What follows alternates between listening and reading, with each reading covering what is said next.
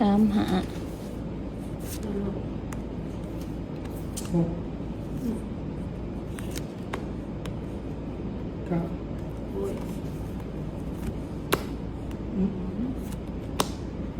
มือนะ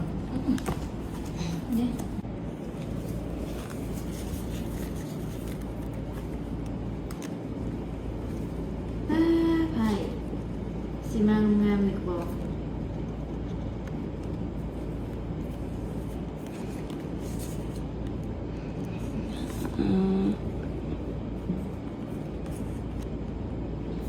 ปู หก ไปลูก ทิพ ไปลูก ใส่หมัก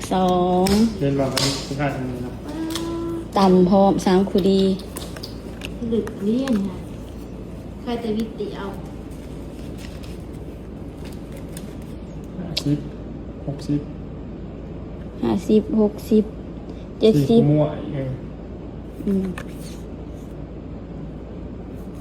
4คู่มั่วพ่อ 70สี่มั่ว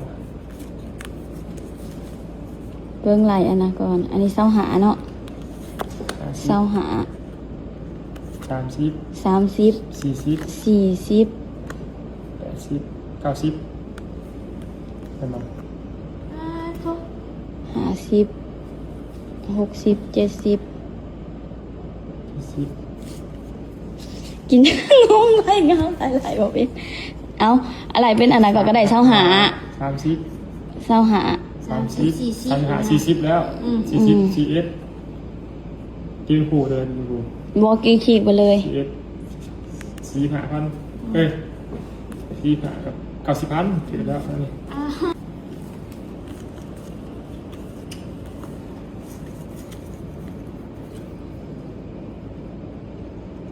ใช่ไหมเลยปะเอ๊ะ แจ็คสิเอิญเอาอย่าง เอ้า แอด เอิญเอาหมากอย่าง ฮะ ไม่รู้แหละ เอา